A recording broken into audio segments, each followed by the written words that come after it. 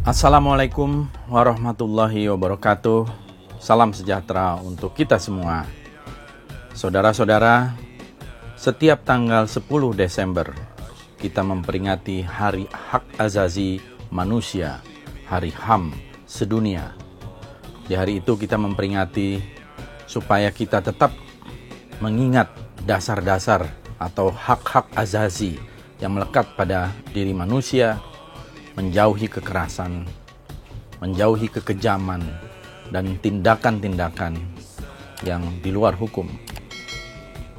Namun, pada 10 November 2020 ini, kita memperingati Hari Hak Azazi Manusia dengan suasana yang muram, suasana yang berduka, karena ada 6 warga sipil, anak bangsa, anggota Front Pembela Islam telah dibantai, dibunuh dengan kejam pada tanggal 7 Desember 2020. Berbagai narasi bermunculan, berbagai versi dari cerita tentang peristiwa itu kemudian datang bertubi-tubi. Tetapi kita tidak mendapatkan satu penjelasan yang pasti.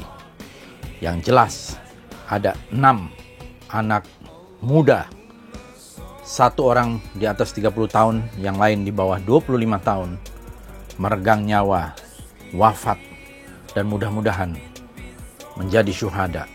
Hingga hari ini, kita belum mendengar pernyataan bela sungkawa dari Bapak Presiden Joko Widodo, dari pejabat-pejabat tinggi negara di pemerintahan. Bagaimanapun, anak-anak muda ini adalah penerus bangsa kita. Mereka adalah orang-orang baik. Saya datang ikut menjemput jenazah mereka di rumah sakit Polri dari sore hari bersama dengan keluarga. Saya bertemu hampir dengan satu persatu dari orang tua mereka. Pada umumnya mereka begitu terpukul, tidak pernah menduga anak-anak mereka pergi dengan cepat tanpa berita, tetapi mereka ikhlas, sabar, dan pada umumnya semua menginginkan ada penegakan hukum.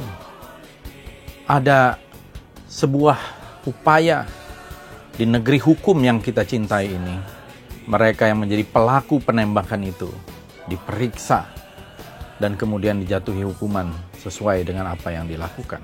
Untuk itu, saya menyarankan kepada Bapak Presiden agar segera membentuk tim gabungan pencari fakta, TGPF, yang terdiri dari berbagai kalangan elemen bangsa, mulai dari Komnas HAM, aktivis hak azazi manusia, perwakilan dari ulama, seperti mungkin dari Majelis Ulama Indonesia atau ormas-ormas Islam, kemudian dari kalangan akademisi, dari kalangan jurnalis, wartawan, media, dan juga berbagai kalangan lain. Tidak bisa masalah ini dibiarkan begitu saja tanpa sebuah pemeriksaan yang independen, yang jelas. Dan saya kira yang paling tepat itu adalah pembentukan tim gabungan pencari fakta, bukan diambil alih oleh pihak kepolisian sendiri.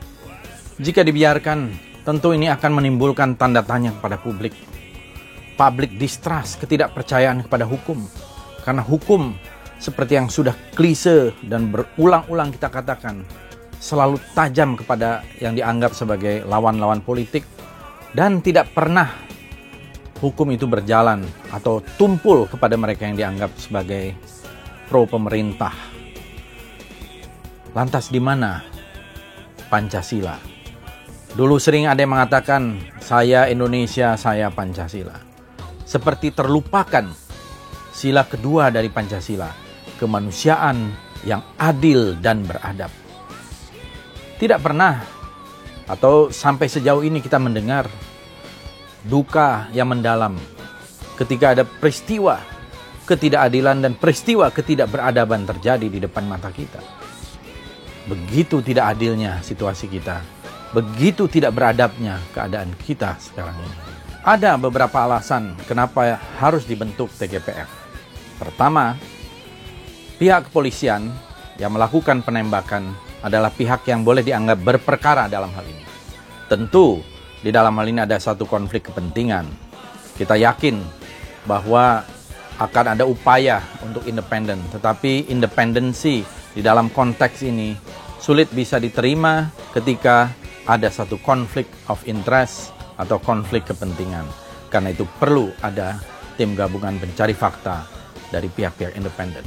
Kedua, tingkat kepercayaan publik kepada aparat kepolisian sekarang ini sedang rendah. Sehingga narasi apapun yang dibangun akan sulit diterima sebagai sebuah kebenaran. Disitulah kita membutuhkan satu tim independen agar semua peristiwa ini bisa terungkap secara apa adanya. Ketiga, tindakan extrajudicial killing terhadap 6 warga sipil anggota FPI kemarin itu merupakan satu peristiwa luar biasa. Ini bisa dikategorikan sebagai pelanggaran HAM berat, pelanggaran hak asasi manusia yang sangat berat. Oleh karena itu perlu extra effort, perlu ekstra kerja keras untuk mengungkapkan peristiwa ini dan menciptakan keadilan bagi semua pihak, terutama kepada keluarga korban. Tindakan pembunuhan di luar keputusan pengadilan seperti itu tidak bisa dibenarkan oleh hukum manapun, termasuk oleh hukum Indonesia, hukum internasional. Dan tentu saja tidak akan memberikan rasa keadilan bagi semua pihak, karena kita belum tahu apa yang sesungguhnya terjadi. Apalagi apa yang dituduhkan itu adalah sebuah, kalau boleh dibilang dugaannya pun pelanggaran ringan. Persoalan protokol kesehatan yang di mana-mana terjadi pelanggaran, persoalan kerumunan karena memang ketidakjelasan aturan. Aturan yang ada hanya memberikan sanksi berupa denda. Dan dalam hal ini pihak Habib Rizik Syihab dan FPI yang dituduh berkerumun itu sudah menunaikan sanksi tersebut dengan membayar 50 juta rupiah. Tetapi kemudian kenapa sampai dibuntuti, dikuntit, dan ada petugas yang berpakaian preman tanpa menunjukkan identitas, kemudian pada ujungnya menembak 6 orang ini. Kenyataannya 6 orang warga sipil ini telah wafat, telah meninggal dunia. Keempat, terlalu banyak keganjilan dari cerita tentang peristiwa sehingga menimbulkan wafatnya 6 orang warga sipil ini. Cerita tentang tembak-menembak, cerita tentang senjata, cerita bagaimana penghadangan, sebuah mobil bisa menghadang 3 mobil. Kemudian cerita tentang bagaimana mereka sebetulnya selamat di kilometer 50 itu dan berada di tempat lain. Ini semua harus diungkapkan dengan ekstra kerja keras dan terbuka, transparan. Dan siapapun yang melakukan ini harus bertanggung jawab. Karena ini adalah persoalan yang sangat serius. Sehingga para pelaku harus diperiksa, siapa juga yang memerintahkan harus diperiksa, dan harus ditegakkan hukum seberat-beratnya karena ini menyangkut nyawa manusia. Satu nyawa manusia Indonesia sangat berharga. Dan konstitusi kita mengatakan bahwa negara harus melindungi segenap tumpah darah Indonesia. FPI, Front Pembela Islam, bukanlah organisasi teroris. Habib Rizik bukanlah gembong teroris. Habib Rizik adalah seorang tokoh ulama terkemuka yang banyak berdakwah.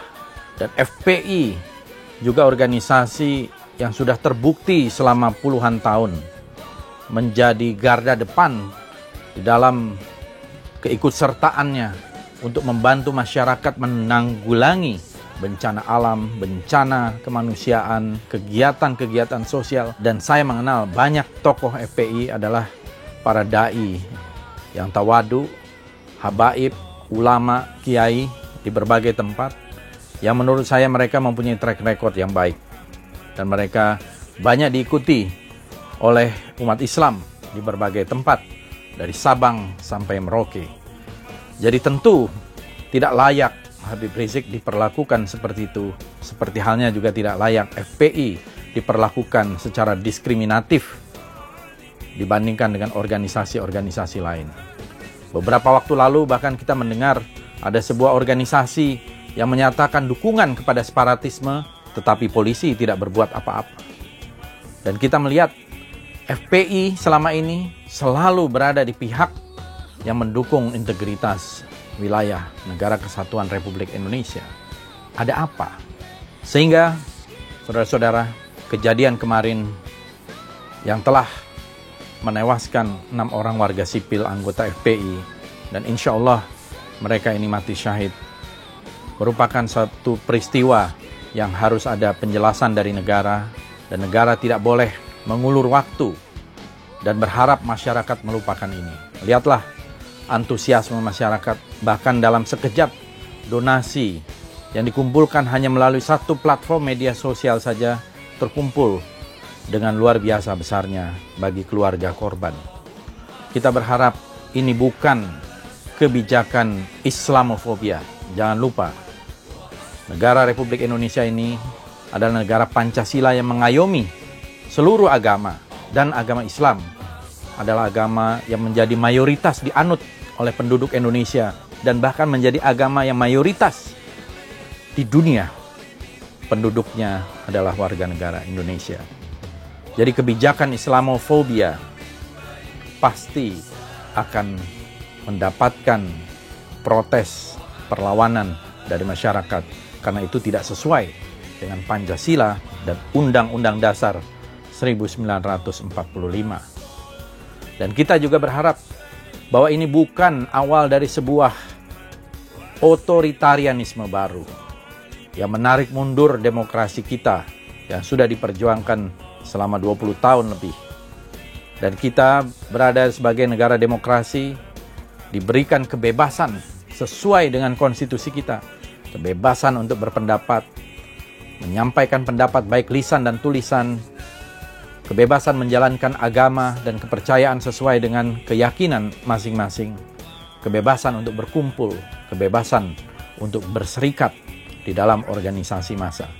Jadi saya berpesan, janganlah terutama kepada aparat kepolisian melakukan diskriminasi hukum, dan kepada Presiden Republik Indonesia Bapak Joko Widodo, inilah saatnya untuk mengambil alih persoalan, membentuk tim gabungan pencari fakta. Kalau tidak, maka negara dianggap tidak hadir dan lalai di dalam melindungi warga negara Indonesia, warga sipil, warga yang selama ini tidak dikenal mempunyai track record kriminalitas, dan mereka adalah anak-anak muda, penerus perjuangan kita di dalam mencapai cita-cita proklamasi. Saya kira demikian dari saya.